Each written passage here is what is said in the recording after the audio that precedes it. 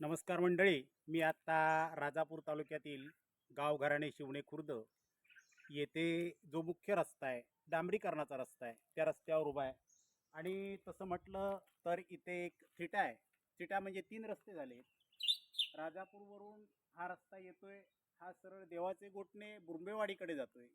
परंतु मध्येच एक डांबरीकरणाचा रस्ता आतमध्ये जातोय आणि तो जातोय आमच्या गाव घराणे शिवणे खुर्द या ग्रामदैवत चौंडेश्वरी मंदिराकडे. चौंडेश्वरी मंदिराकडे डांबरीकरण आहे, परंतु आता पुन्हा एकदा त्या रस्त्याचं डांबरीकरण होणार आहे. गटार बाजूला खोदले जात आहेत. मी तुम्हाला हा व्हिडिओ मुद्दाम दाखवतो, याचं कारण असं आहे, गाव राहटीमुळे गावात काय काय आपण करू शकतो हे आपल्याला समजेल. गावराटी जर गावात असेल तर खरंच गावचा विकास होतो. आणि कोकणात जर गावराटी असतील तर प्रत्येक गावाला गाव पण येईल आणि कोकण पुन्हा एकदा कोकण असं वाटेल, असं मला वाटतंय. त्याच्यानंतर मी आपल्याला दाखवतोय हा बुरंबेवाडी रस्ता, त्याचं सुद्धा डांबरीकरण होणार आहे. पुन्हा एकदा त्याचे कामगार काम करताना दिसत आहेत, रस्ता मापताना दिसत आहेत. हाच रस्ता बुरंबेवाडीकडे गेलाय आणि चौंडेश्वरी मंदिराकडे जो थिटा सांगितलाय तो हा पहा इथून गेलाय. समोर आपल्याला बोर्ड दिसतोय, श्री आई चौंडेश्वरी मंदिर 1.5 किलोमीटरवर आहे. आणि ही गावं शेवटला बुरंबेवाडी, मध्ये सोडियेवाडी, सोगमवाडी आणि राजापूरपासून 10 किलोमीटरवर आम्ही आहोत. गाव घराणे शिवणे खुर्द येते आणि पुढे अजून 10 किलोमीटरवर बुरंबेवाडी आहे. हे पहा, या रस्त्याचं म्हणजे चौंडेश्वरी मंदिराकडे जाणाऱ्या रस्त्याची गटार लाईन खोदली जाते आणि या रस्त्यावर पुन्हा एक डांबरीकरण होणार आहे. रस्ता सुंदर होणार आहे, हे आपण पुढे पाहणारच आहोत. आता आपण चौंडेश्वरी मंदिराकडे जात आहोत. डांबरीकरणासाठी लागणारी खडी रस्त्यात आपल्याला दिसते. आणि सगळ्यात महत्त्वाचं, निवडणुका जवळ आल्या आहेत, त्याच्यामुळे कदाचित हे काम जलद गतीनं होईल असं वाटतंय. कारण प्रत्येक वेळी निवडणूक आली की गावचे विकास करण्यासाठी, गावच्या पाखाड्या बांधण्यासाठी, छोटे छोटे रस्ते करण्यासाठी हे सरकार काळजी घेतं. मला काही खोटं बोलायचं नाही आहे आणि या आनंदी बाबू यूट्यूब चॅनलवर मी काहीही खोटं सांगणार नाही आहे. मी आपल्याला कोकण कसं असतं, कोकणच्या खानाखुणा, कोकणच्या काही गोष्टी ज्या लोकांना कळत नाहीत, समजत नाहीत, त्या गोष्टी सांगण्याचा मी प्रयत्न करणार आहे. मंदिराकडे जाताना दोन्ही बाजूला आपल्याला या हापूसच्या बागा दिसत आहेत. खरोखर निसर्गरम्य असा हा परिसर आहे. मंदिराकडे जरी तुम्ही पायी 2 किलोमीटर चालावं लागतं तसं गावापासून, पण जरी 2 किलोमीटर चालायचं असलं तरीसुद्धा कंटाळा येत नाही, कारण हा परिसरच निसर्गरम्य आहे. याच्यापुढेही काम चालू आहे. रस्त्याच्या कामाला खरोखर जलद गतीनं सुरुवात झालेली दिसते. रस्त्यावरचं काम खरोखर जलद गतीनं सुरुवात आहे आणि हे काम होते.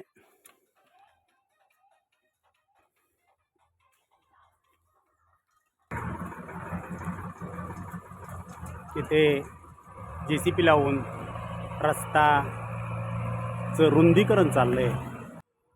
आपण मंदिराकडे जात असताना आपण रस्ता पाहतात. रस्त्याच्या बाजूला ही एक आत्ताच सध्या काजूची लागवड झाली आहे. या वर्षीच काजूची लागवड झालेली आहे. आणि त्याच्यानंतर हे पहा, 2 वर्षापूर्वी जी हजारो काजूची लागवड येथे झाली आहे ती आपल्याला दिसते. आणि ह्या काजूच्या लागवडीचं उत्पन्न या वर्षापासून जवळजवळ चालू झालं आहे, कारण त्या झाडांना मोहरसुद्धा आला आहे. आपण चौंडेश्वरी मंदिराकडे जात आहोत. दुसरी आता सर्वात महत्त्वाची गोष्ट मी आपल्याला दाखवतोय. समोर गुलमोहराचं झाड आहे. एक वडाचं झाड आहे आणि त्या झाडाखाली एक मारुतीची मूर्ती बसवली आहे. एक गुंफा आहे, एका दगडामध्ये नैसर्गिक गुंफा आहे आणि त्या गुंफेमध्ये हा मारुती बसवला आहे. त्याचं कारण असं आहे, हे पहा, इथून आपल्याला दिसतंय 2 रस्ते आहेत. एक रस्ता मारुतीच्या खालच्या बाजूने गेलाय, तर डांबरीकरण जे ते वरच्या बाजून गेले.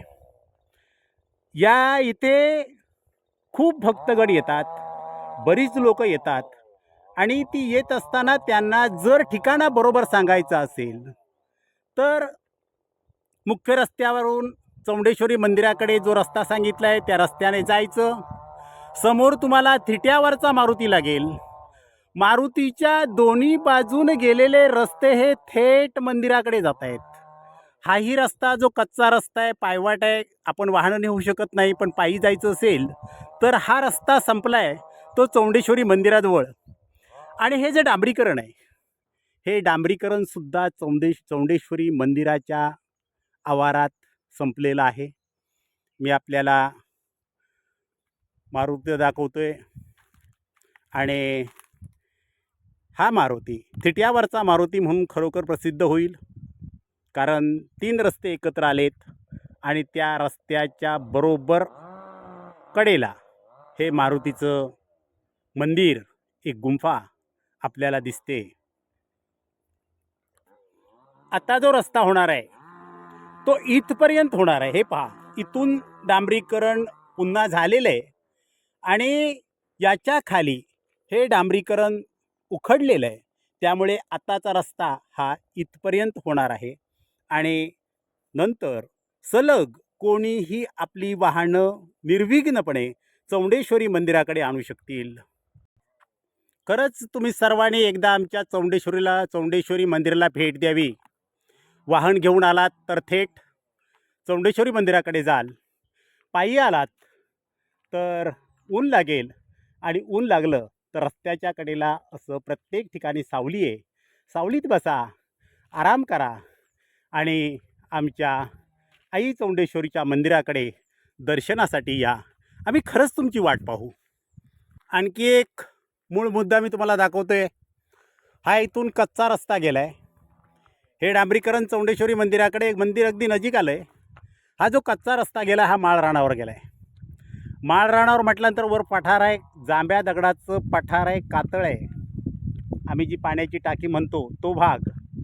आणि याच रस्त्यानं रिफायनरीसाठी जाणाऱ्या गाड्या, रिफायनरीच्या आंदोलनाच्या वेळी जाणाऱ्या गाड्या या रस्त्याने पठारावर जात होत्या, आंदोलनाच्या ठिकाणी पोचत होत्या. हा इथे एक गेट लावला आहे, कारण रात्री 12 वाजता आम्ही ज्यावेळी मंदिरात असतो त्यावेळी हा गेट बंद केला जातो. हा एक रस्ता आहे. हापूसच्या, काजूच्या बागा आहेत, त्या बागेत जाण्यासाठी हे संपूर्ण विभाग जो आहे हा लागवडीने म्हणजे लागवड केलेली आहे आणि तिकडे जाण्यासाठी हा कच्चा रस्ता आहे. या रस्त्यावरून लोक आपल्या बागेत जात असतात. गावघराणे शिवणे खुर्दची हद्दीत जी लागवड आहे त्या लागवडीसाठी जाणारी लोक या मार्गाने जात असतात. समोर आपल्याला रस्ता संपलेला दिसतोय आणि हाच आमचा चौंडेश्वरी मंदिराचा गाडीचा तळ असं आम्ही याला म्हणतो. सर्व वाहनं येथे थांबवली जातात आणि वाहनं थांबवून सगळी लोक दर्शनासाठी मंदिराकडे जातात. खूप नवरात्रात तर या मंदिरात एवढी गर्दी असते की दर्शन घेण्यासाठी सुद्धा लाईन लावावी लागते. पण चौंडेश्वरी मंदिराच्या अगदी शेवटच्या गेटवर आलो आहोत. समोर आपल्याला चौंडेश्वरी मंदिर दिसते. मी आता मंदिरात जाणार आहे, दर्शन घेणार आहे. तुम्हीही दर्शन घ्या. हे पहा, हे चौंडेश्वरी मंदिराचं आवार आहे. आपल्याला समोर जे दिसतंय हे जेवण करण्यासाठी म्हणून रूम बांधलेला आहे आणि मोठं सोंगीचं झाड, हापूसची मोठमोठाली झाडं. मी आवाराच्या बाहेर चप्पल काढलेत आणि मंदिराच्या आवारात प्रवेश केलाय. सुरुवातीला विहीर आहे. आपण विहिरीकडे जाणार आहोत. पायावर पाणी घेणार आहोत आणि नंतर दर्शनासाठी मंदिरात जाणार आहोत.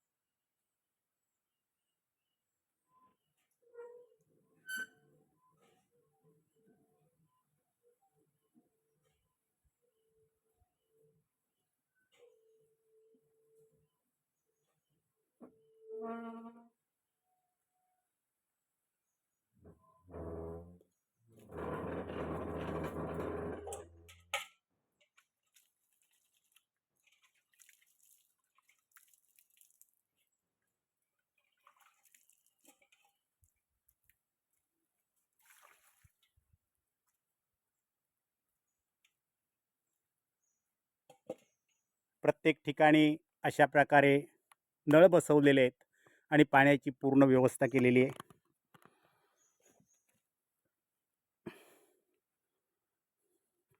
हा चौंडेश्वरी मंदिराचा परिसर आपण पाहत आहात.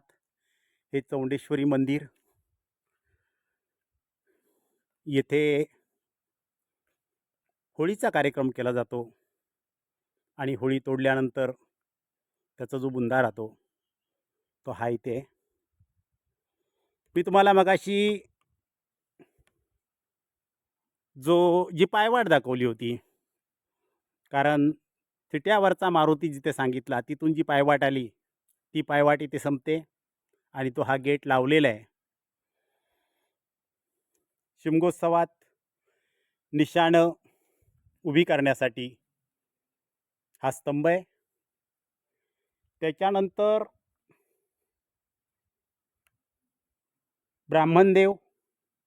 ब्राह्मणदेवाचं मंदिर आहे, त्याचंही आपण दर्शन घेणार आहोत.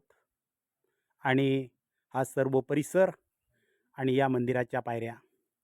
आपण आता मंदिरात जाऊन मातेचं दर्शन घेतो आहोत. तिथून मी आपल्याला थोडीफार माहिती देणार आहे.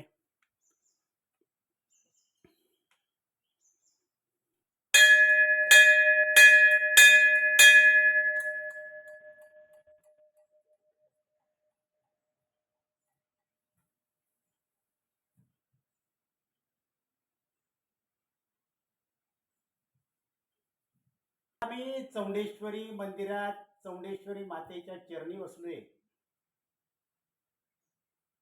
आपल्या सर्वांना एकच सांगेन, कोकण वाचवायचंय, कोकण घडवायचंय. कोकणातल्या गावांना गावपण असायला हवंय. कोकणचा विकास जर व्हायला हवा असेल तर कोकणातल्या खेडेगावातल्या प्रत्येक गावाने गावचं गावपण हरवता कामा नये. आणि ते गावपण जर टिकवलं तर आपलं कोकण विकसित होईल. जर आपण गावपण टिकवलं तरच आपण पुढच्या विचार करू शकतो असं मला वाटतं.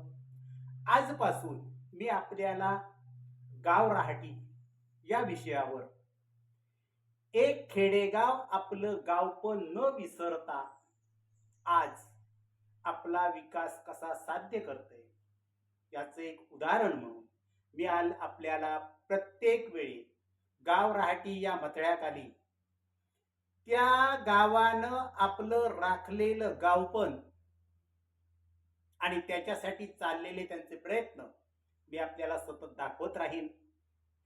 तुम्हाला गाव राहाटी गाव सांभाळू शकतं.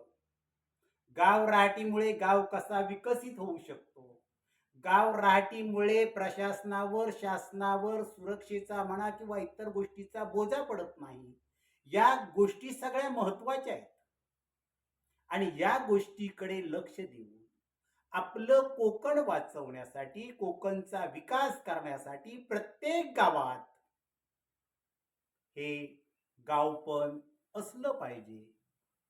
आणि ते जर गावपण आपण टिकवलं तर नक्कीच तुम्ही हे कोकण वाचवू शकता, तुमच्या गावचा विकास करू शकता. तुम्ही आनंद बाबू चॅनल वरून मी आपल्याला गाव रहाटी या मथळ्याखाली ज्या काही गोष्टी दाखवणार आहे, ज्या काही गोष्टी सांगणार आहे, त्याच्यावरून तुमच्या लक्षात येईल की गावपण कसं असतं, गावपण टिकवण्यासाठी काय काय करावं लागतं. या सर्व गोष्टी तुमच्या लक्षात येईल. अवश्य पाहत राहा आनंदी बाबू चॅनल या मथळ्याखाली गाव रहाटी. धन्यवाद.